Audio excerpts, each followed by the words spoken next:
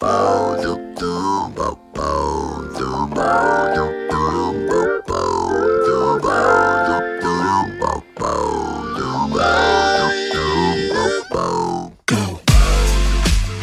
everyone, and welcome to the Modern Philosophy Podcast. I am your host, Kira Ashlee, or Ashlee Haze, and I am so dang excited to have one of my old friends, old pals. Thank you for being a friend. And just one of the hottest to ever do it. I'm so excited. Y'all know I love talking to creatives in Atlanta. So y'all, welcome Adán Bean. Hey there. How are you doing?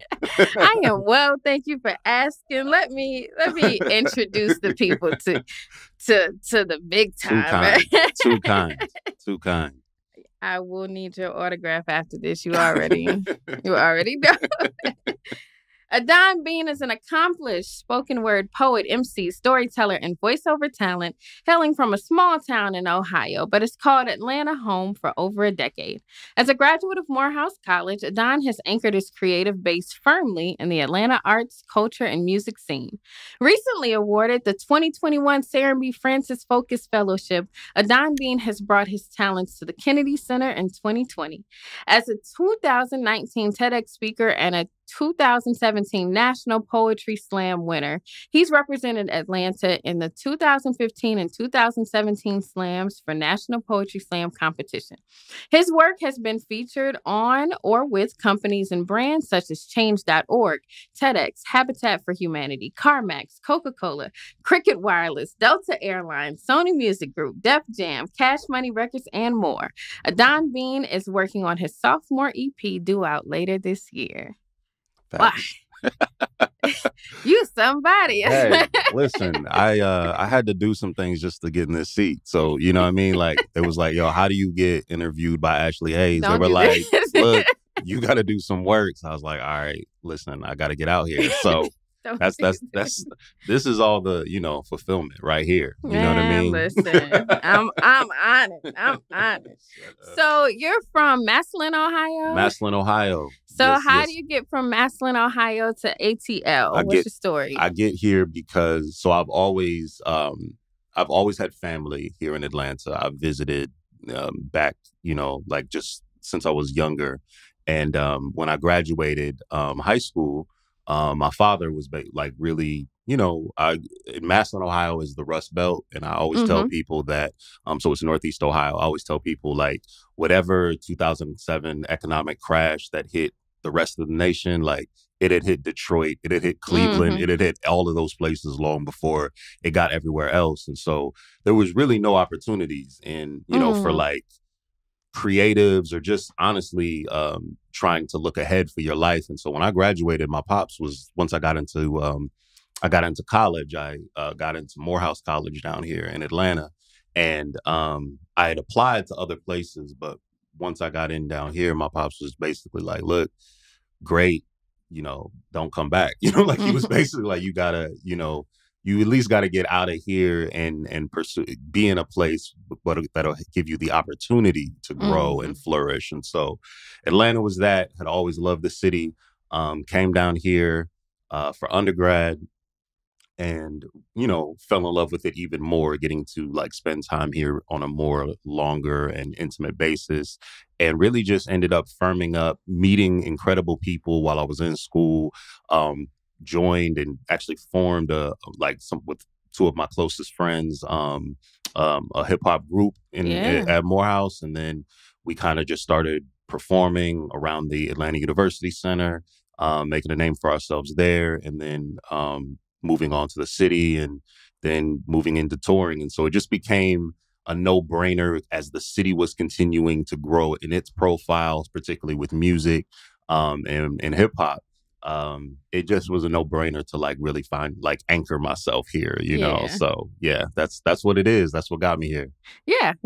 And what keeps me here. I'll say that too. So yeah, we're going to talk about what's going on here. But I'm from the Midwest and our parents sort of similar story, but probably a decade earlier, Hmm. maybe two, just decided that they wanted a better life down here. And so Absolutely. I've been here ever since. So what's your lyrical journey about? How did you pick up a pen and decide to write words that rhyme Yeah, often? And all how of did we those get here? things. Yes. Yeah. So it's interesting. I think that really for me, my lyrical journey just starts as like being a younger sibling, honestly, because my older brother, I only have one, but my older brother, he rapped, all of his friends rap, like, and I just had the how can I be down face, you know what I'm saying, as the younger sibling. And so I was like, oh, to be like older and cooler, like you gotta rap, you know what I mean? And so I was so essentially, and it wasn't even a lot of like writing at that point. It was literally just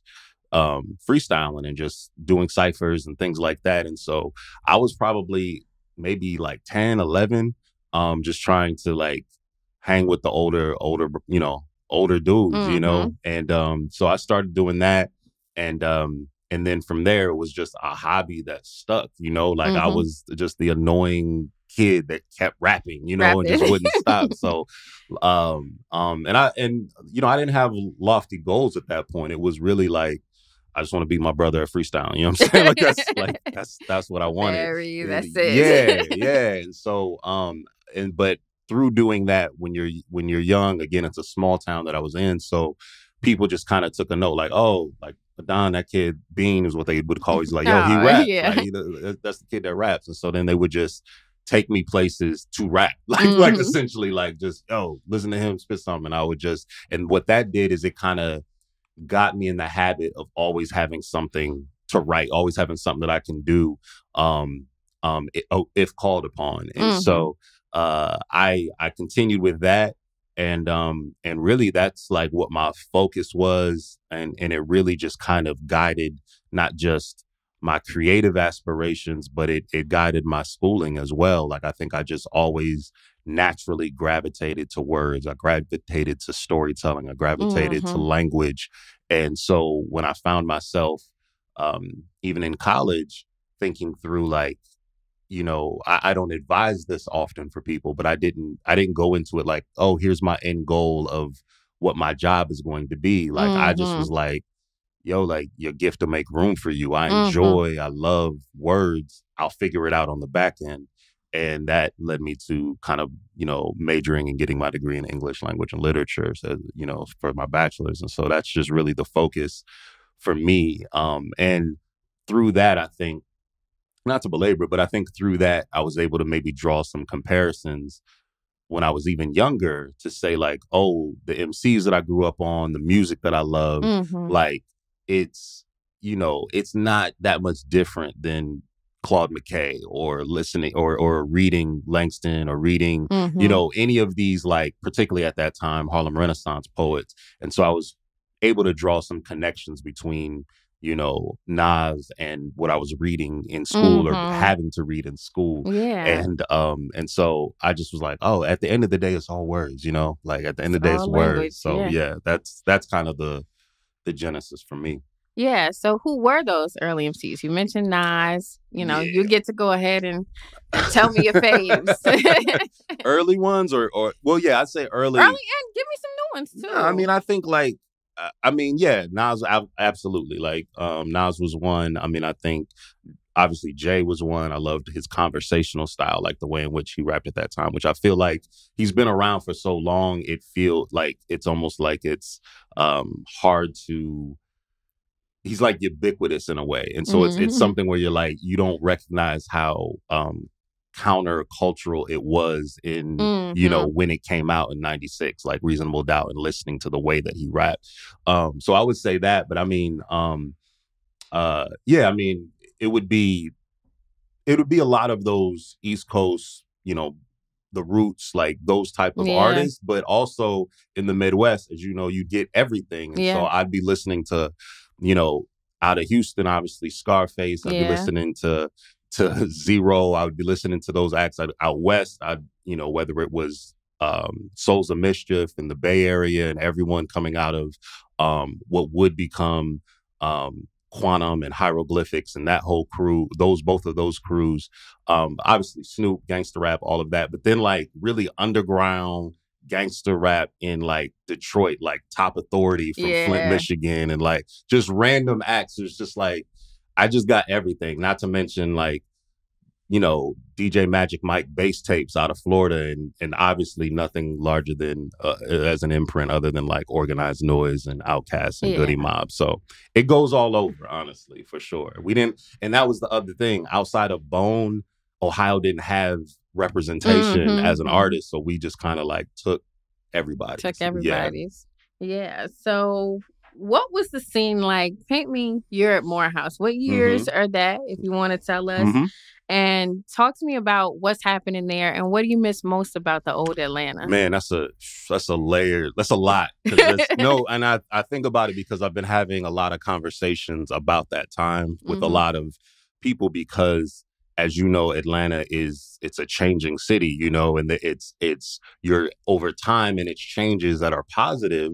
There are things that can be negative too when you're like, are we losing the essence of certain things? And those years, early aughts, so we're talking about 99, 2003 or whatever, but it was that time. And the scene was interesting. It was very fascinating to me. Like as I said, coming from a small town, Atlanta was like so huge to me. Like I was like overwhelmed. like I felt like such a yokel, like just like, you know, a country bumpkin type of person. Like, what is this? Like, so wait a second. Y'all got trains and like, so wait a second. So, but being in Atlanta at that time, it was also the time in which, so I will say this, the open mic scene or the performance scene in Atlanta, particularly at Morehouse College, nothing was larger than this thing called Underground Live. Underground Live was hosted by someone who's still around Atlanta now. I've reconnected with him as an adult, named Anon the poet or whatever. Anon the Griot. I'm sorry, misremembered that. But yeah, he was the host. I came to find out the organizers behind that were another good friend of mine, now named Deacon the Villain, who's 1/3 of incredible group Cunning Linguists. And so they were all behind this kind of outlet, this stage called Underground Live. And it was a dope little scene. Like, it would bring all the students out. If you were an artist, you could come out, perform.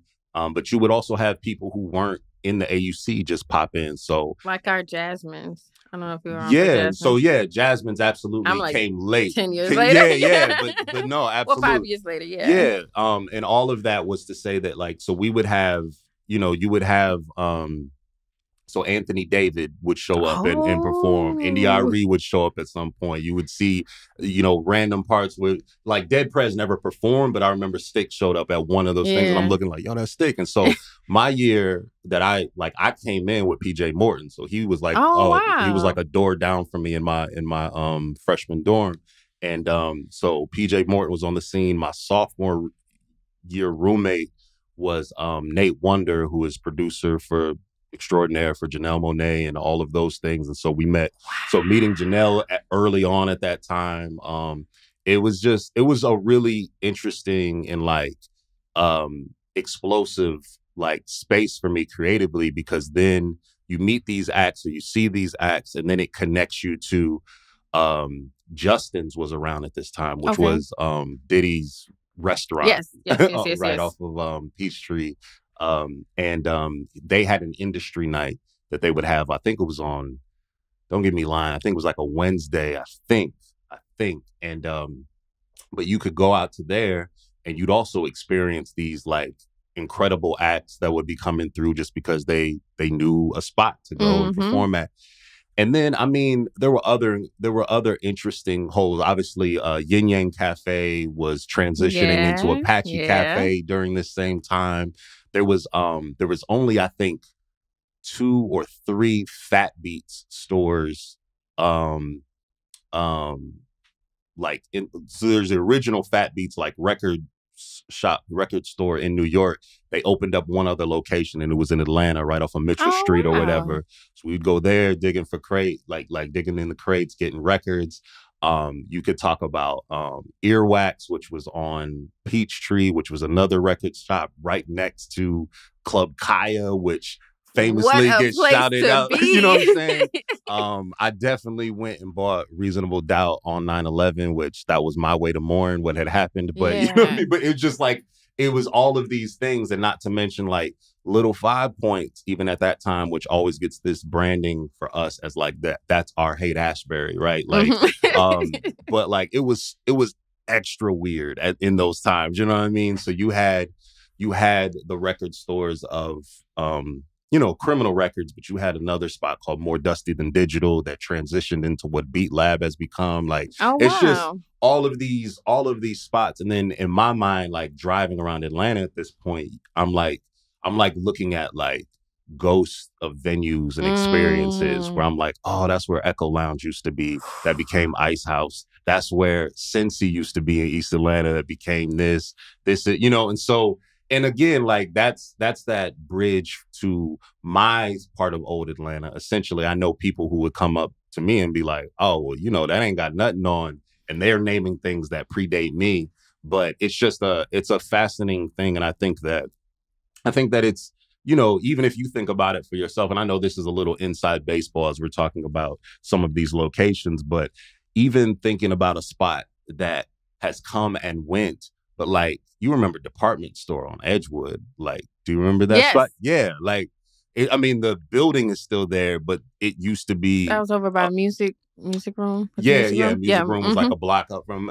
So it's just these, and I think what's fascinating about it, as you see Atlanta grow, and these high-priced condos come into play, and all of where these, Apache used to be. Yeah, you see this, and all I'm thinking about is like, these were formed like places that made me who I am as an artist, and like I cut my teeth in these rooms, and I'm really at this stage of my career, at this stage of my life, very conscious about kind of holding on to that and looking forward, but making sure I'm providing those stages for others as well, and keeping spaces like that alive where people can learn to do those things. So yeah, that was a roundabout way, but yeah, that was the scene at that time. That's like a place to be, though, a place I want to be. So what do you miss most about like the culture of old Atlanta, or what's the difference are you feeling? You mentioned like ghosts of stores. What other energy changes have you sensed? It's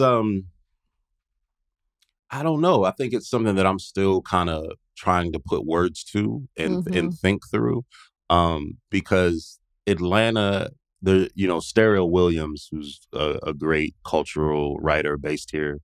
He used to be based here in Atlanta. I don't know if he still is, but he would always talk about like that difference between Atlanta and New York or LA even, right? Like a lot of times you'll see, like I have a good friend who moved to New York, and like he was there for maybe 3 months, and he just started talking about he's from Brooklyn. I'm like, bruh, that's all it takes, right? From masculine like me, fam. Like, what's going on?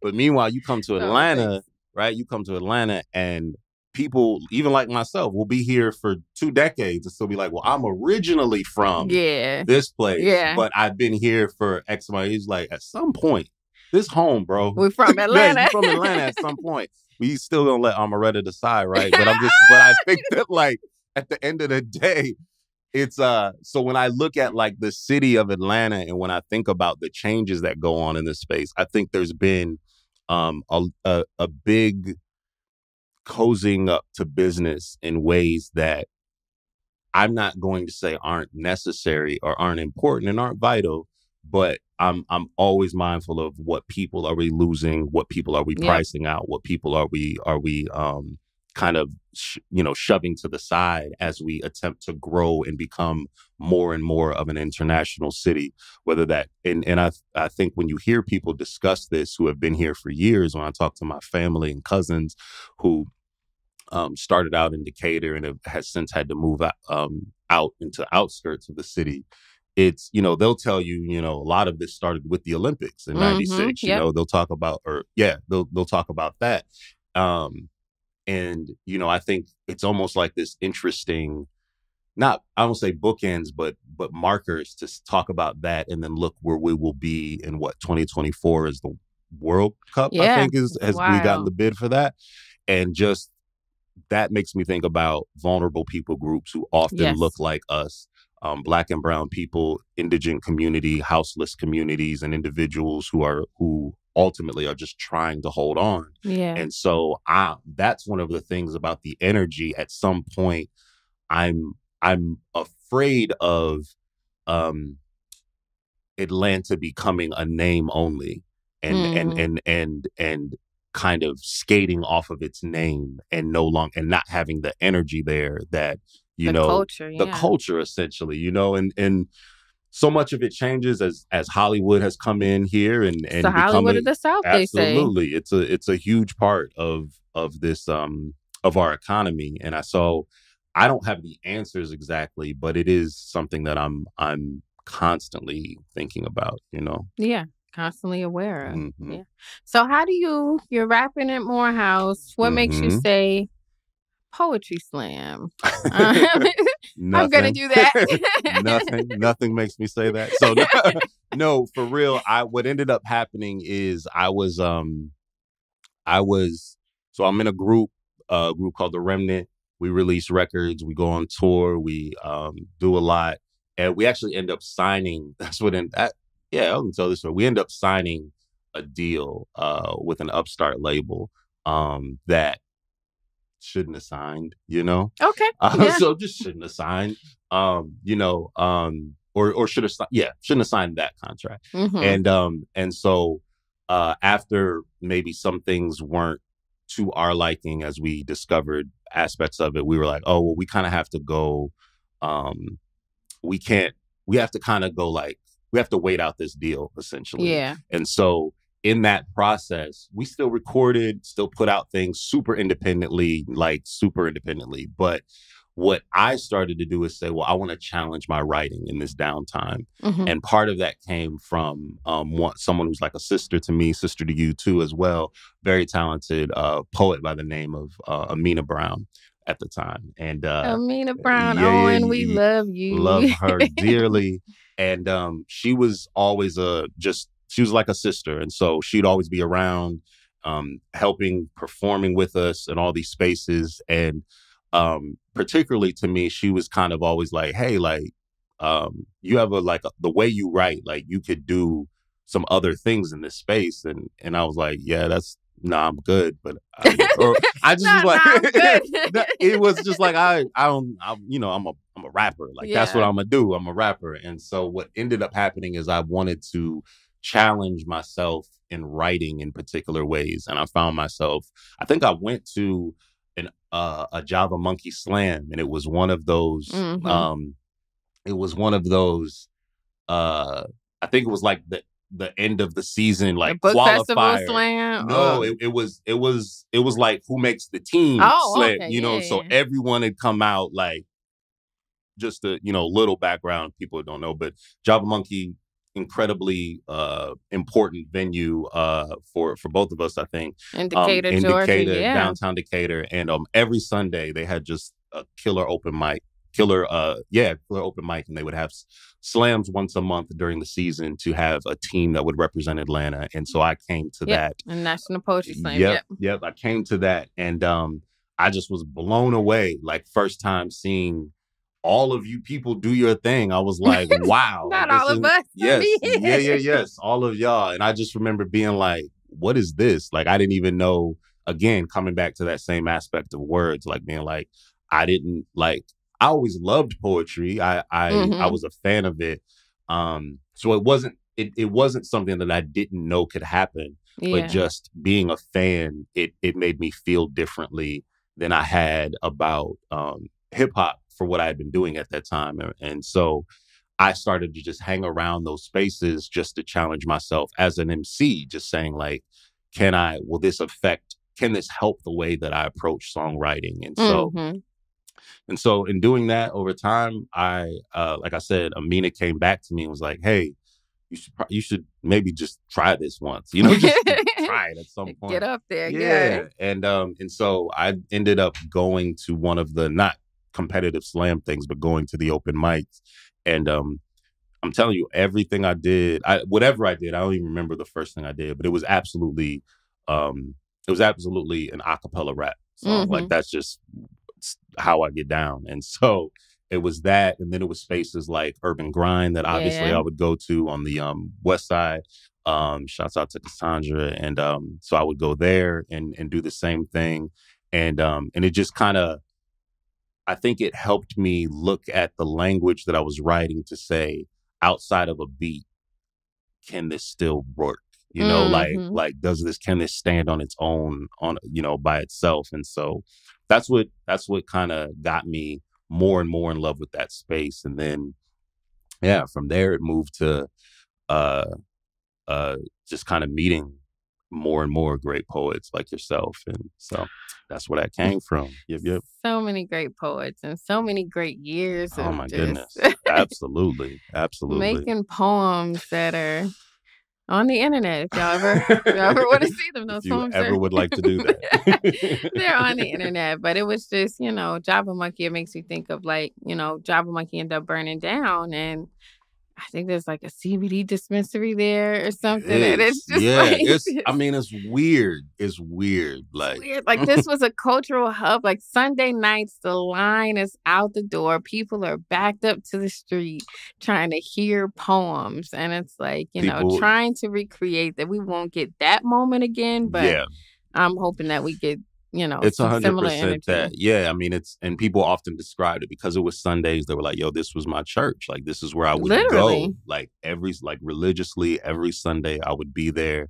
And it was absolutely that. Like, and it'd be one of those things where, some of the most, just magical moments. You know what I'm saying? They'll be like nights that you'll just remember, like, that was a I can cuss on this shit. Yeah. I'll be like, it was a crazy fucking night. Like, you'd be in that room, just be like, what? I remember the first time I heard Gypsy Yo.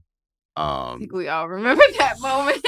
My goodness. And I was like, I'm listening to this accent that I couldn't place at the time. Yeah, same. And she's, I think she was doing, is it the seamstress or whatever? Or listen, and I was just sitting here like, I was like galvanized, like sitting in my seat. And then I remember the first time I heard Mr. Fun, and I was like, I didn't know they could be funny. Like you could be funny. Yeah, I had no idea right? that was like a thing you could do.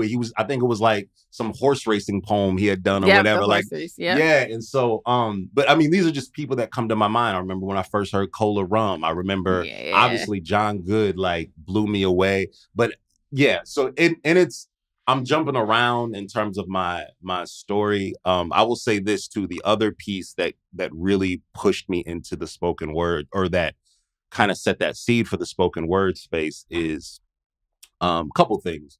Two of those, to connect dots, two of those groups of artists that touched me profoundly as MCs were Common, from Chicago, and then we got and then obviously Outkast, as we already discussed. On a lot of Common's early records, you would have Malik Youssef, who would be providing poems. Like, I didn't know what it was at the time, but he'd be doing these poems on these albums. And I'd be like, that's incredible. What is that? It was him on the Carl Thomas album. That's what okay. Yes. Yeah. He was like, he just had this, and it was like a gutter style, but it was still so present. So I would hear that. And then obviously like Big Rube for Organized Noise. And so I would be hearing them and I'd be like, wow. Like, so that was the blending of those worlds. And I think the other thing that I did when I was in undergrad at Morehouse in the summers, I interned with the National Black Arts Festival, or NABF. Okay, yeah. And so spending I still work with them. I love them. They absolutely incredibly, to see what they've transitioned to is remarkable, because they used to be one of like a hugely present, like almost 2-week festival around the city of Atlanta and throughout the summer.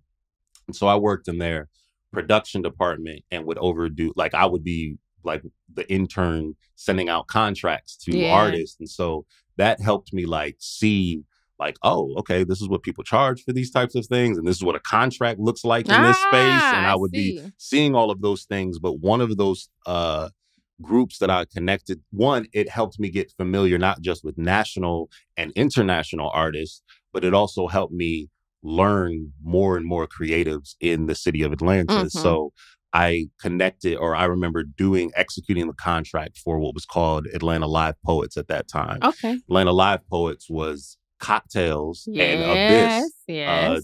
And so they were the ones behind that. But in that, there were these contracts for artists like, Gypsy, for artists like John Good, artists like, I don't know why I'm mistaking the sister's name, Nagad's. Oh, what you mean? Yes. I couldn't think of it, but yes. But all of these poets I would see by doing their contracts in this space, and it was also interesting because small world. Before I was an intern at National Black Arts Festival, the year before I was there, DJ Drama was actually an intern.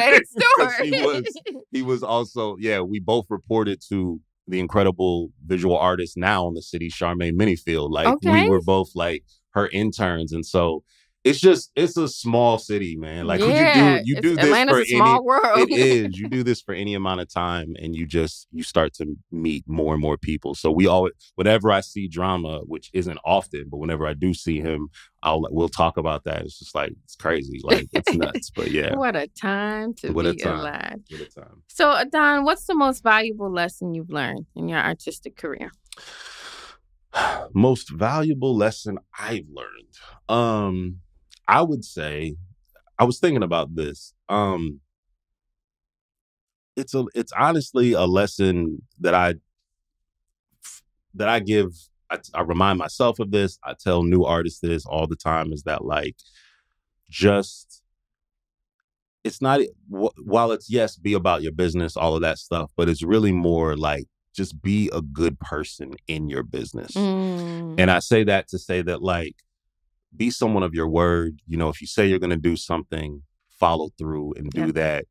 Be, communicate the timeline that you can perform what you need to perform and get that done. And if you can't, stay and communicate. Like, and then also just when I say be a good person, like, just don't be an asshole, like, when you are doing this work. And because if you can do that, it's a cheat code. I'll be honest with you. Like, there are so many people that will give you work because you are easy to work with versus your character gets you where your talent won't. 100%. And so I tell people that all the time, which isn't some like secret of immense proportions, but people act like it is because they don't operate on it, And so I tell people that all the time, is just that, like, just be a good person. You show up on the set, talk to, meet the people where they are. Don't be an asshole, like, and do what you said you were going to do.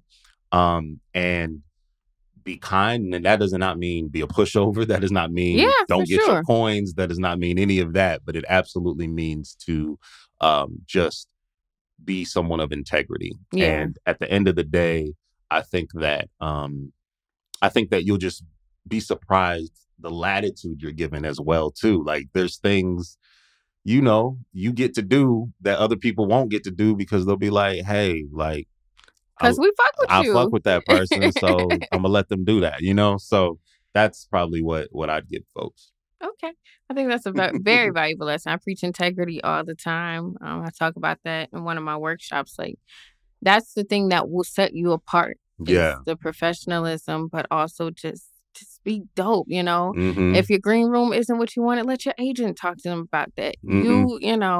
That's not your battle. You don't have to do that. And I'll say this too, like, and this is nothing, this is something that has been, I won't say in vogue to say, but I just reiterate that it's very true. And that is, obviously, you find your community and work within your community. And what I mean by that too is, other artists, other people, it's that same, I think Issa Rae was really preached that really big, like, not necessarily networking up, but networking horizontally, And so to that end, I can't, frankly, between me and you, like, I think about all the work we've been able to do either with one another or send to the other person or say, like, hey, like, where you at, and it means so much to be able to be in a place where you can speak to people who know what it is you're going through, Yeah. either because they've been there or even if they're not there physically, they're like,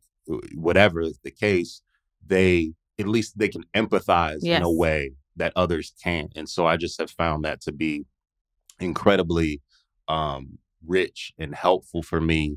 And then find some people doing some shit you want to do, like, so I look at people and I'm like, oh, okay.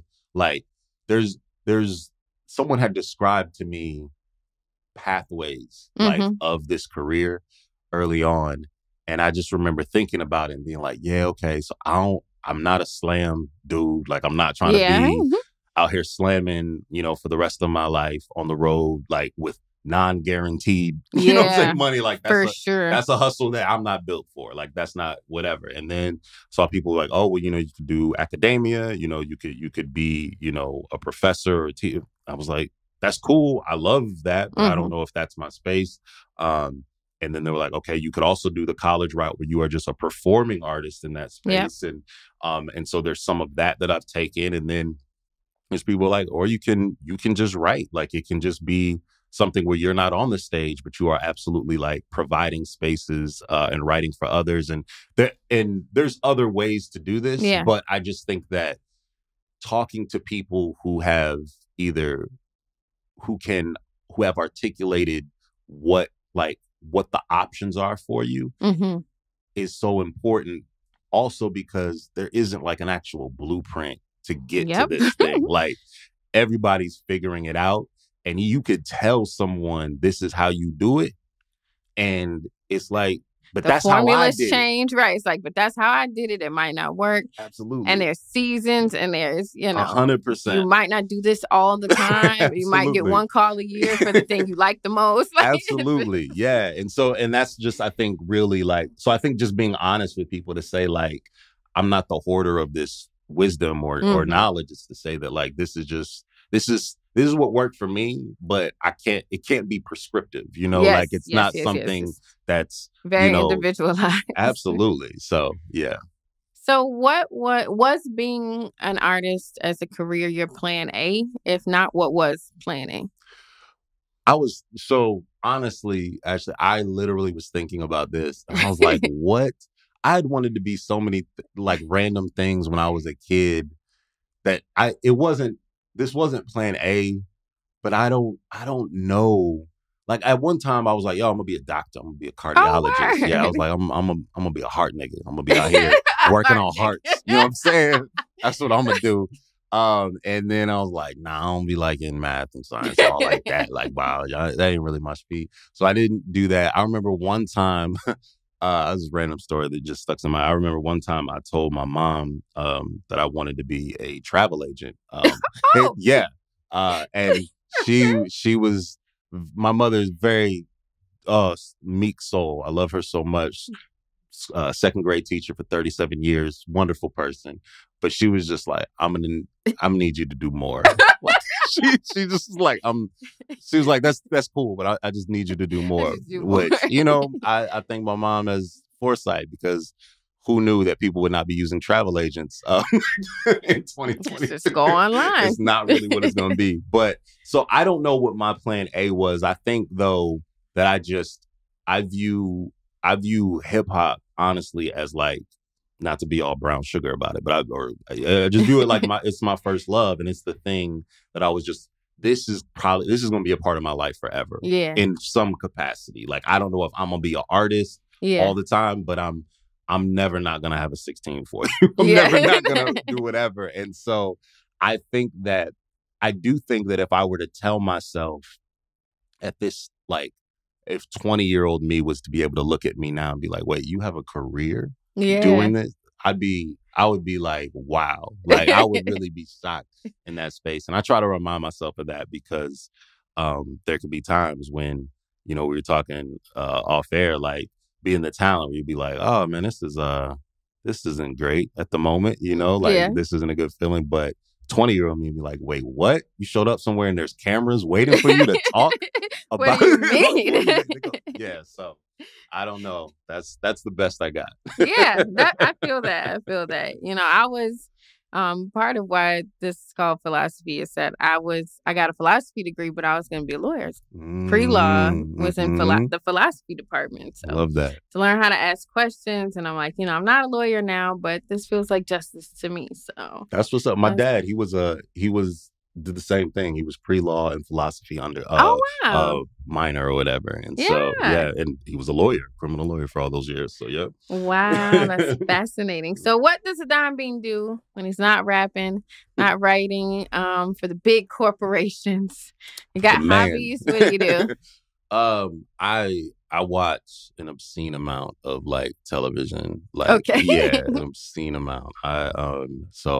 That's definitely like a pastime. I recently bought a bike, and so I'm a bike nigga now too. You're a bike nigga? I'm definitely out in these streets.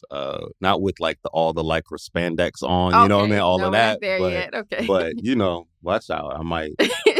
But so I'm definitely. But I'm liking that because it clears my mind when I get out there, and I'm just kind of able to just be with my thoughts a little bit, and so that is definitely something I do from a hobby space, and it's important. I thought about this because writing and much like all of us, like I used to hold down a corporate job for years, and it would be pursuing the dream after 5 p.m. and on Fridays, and then coming back on Mondays and jumping right back into kind of that Clark Kent life. And so it was an interesting thing because what my work is now was the hobby before. And so it has forced me to rethink like this enjoyable thing that used to be the break or the reprieve is now like, oh no, you got to make money off of this thing. And so it really has forced me to dig a lot more into these other spaces, whether that is vegging out, watching television, or active riding bikes or whatever. And then I got a beautiful niece and nephew. They just they take up a lot of time. I view them as hobbies. They're financial pits, but I love them muchly. Taking care of other people's kids is one of the things I love. And I'm like, put the birthdays on my calendar and the budget. Yes, crazy. That is what it is for sure. That is what's what are your short and long-term art goals, and what are you most proud of so far? Short goals, I would say. One of the things I'm looking to do is some of this is alluded to kind of in the bio that like I'm working on a project right now, an album. Actually, it's an EP. It's a series of songs, but that's probably 50% on the way, 50% done. So looking to have that have that ready, and then also just kind of hit the road with kind of some college shows for this season, and also I don't know. This is like a midway goal, is to say that there is a brought on to work on a movie project at the moment, and so kind of working on the teaser trailer for that, writing on that piece. And so moving from there, it will be kind of we've got some good interest, and it took me a while to want to like jump into the movie space, just because it just is. I love it so much, but it's not like my backyard to know like who's real, who's not real, to really get into it. This felt like a worthwhile opportunity. So I'm excited about what's coming on that. I'm putting some words to paper and going, starting to formulate the ideas around what a book might look like for me. And I just want it to be authentic. I was like, oh, I'm not like a book of poems person. I don't think that's my bag. But I'm interested. I got some things I'm trying to say. So, figuring that out. Too. So, so I think that those are kind of my short and long-term goals, currently. And it's evolving. You know, you talk to me tomorrow, I'll be like, oh yeah, also I'm trying to go to Majorca. You know, like I don't know. You know, figure it out. But that's that. And I also believe the other thing, too, because I think you mentioned like something maybe I'm proud of at this point. Yeah, I mean, there's I honestly think just doing what I'm doing right now is probably like like on a macro level is like the proudest thing I can say. Is like I Yeah. just didn't know. Like I was in 2017, I took the leap to like go full time. And it was because the company that I was working with had gotten That's right around when I started. okay. That was late 2016. Okay, yeah. So the company I was working for had gotten like sold, and they were just like, "Hey, you can stay on, but you'd have to like relocate to Dallas, I think, or you can whatever." And I was like, you know what? I've been doing all of this for like a decade plus of just like working and like in creatively in this space. I was like, maybe let me just see like what that network looks like if I actually were to use it. And so I just took, you know, what they paid out as severance, and essentially said like that'll float me for, you know, I think 6 months actually. And so in that time, let me see what I could get shaking. And to move from that in 2017 to now be, you know, on the latter half of 2022 and being like, yeah, I'm still here. Like, you know what I mean? Like that is like probably my greatest accomplishment for me, you know, and that is not to say that, you know, 2025, you can, you know, I won't be working for somebody. I don't know, but I just think that these 5 years in and of themselves have been like a remarkable gift to me to be able to travel the world and not be like starving, you know, like that's wild. So be able to make a decent living. And, you know, for me, it's up and down sometimes, but it's sure. been mostly up. Yeah. And that has been, I'm so grateful for that. Same. Yeah. And yeah, don't let me lie. That first year, listen, I was like, all right, I need to quit playing and get in somebody's cubicle. And but yeah, God's faithful, man. Like, I'm still really, here, so. really, the universe really, really, really does provide. So I would be remiss. Would you? Would you though? You already know what those words mean. I do. If I didn't ask you to share some of the art that you make with people, would you like to do a short performance for the Modern Philosophy audience? I myself would be honored to do a performance for your people. I'd love to, for sure. Can you tell me what you're going to perform? Yeah, I'm going to perform a fairly recent piece called The Spiral that I wrote. I wrote it.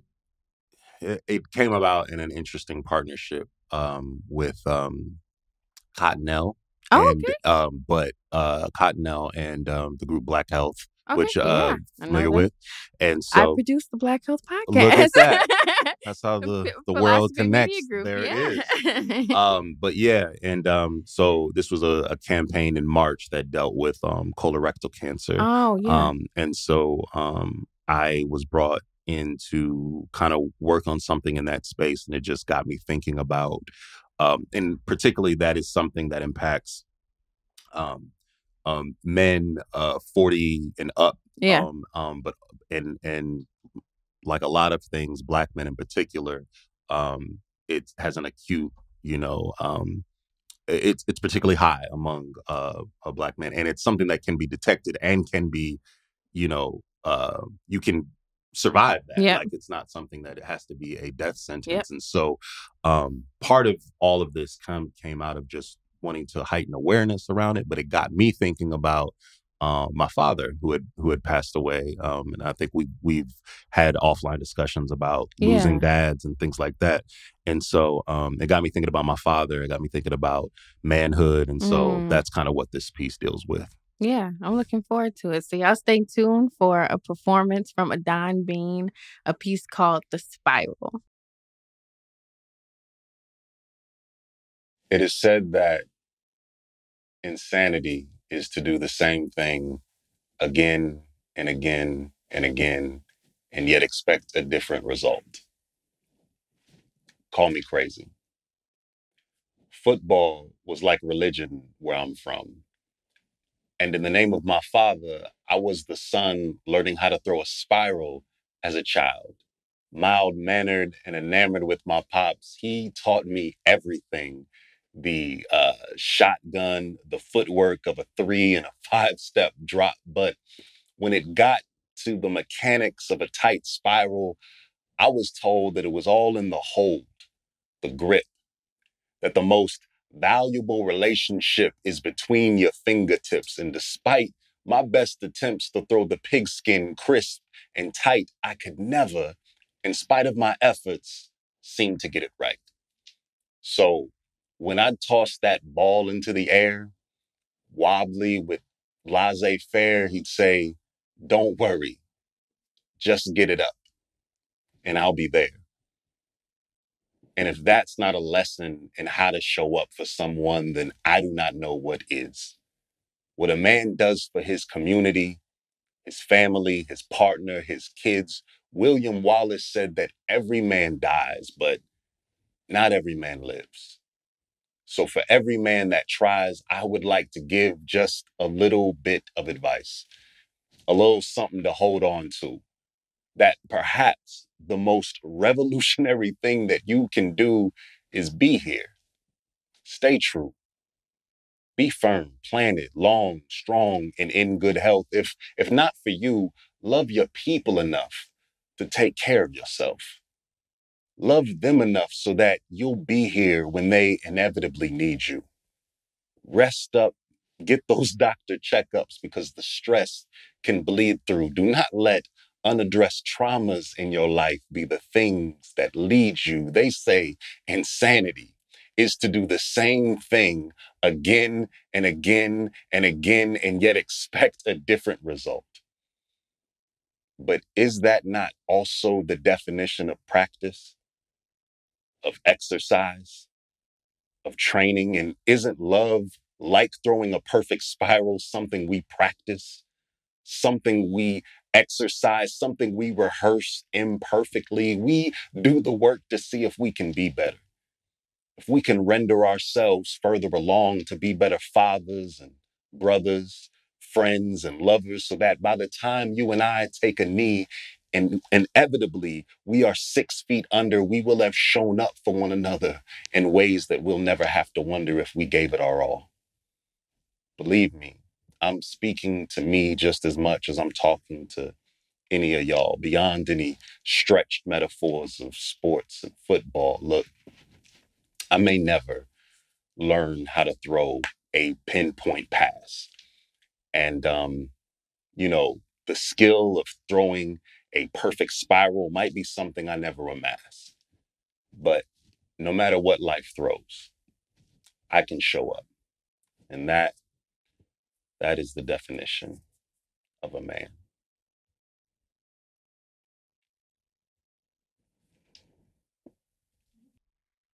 So, Adán, where can people find you?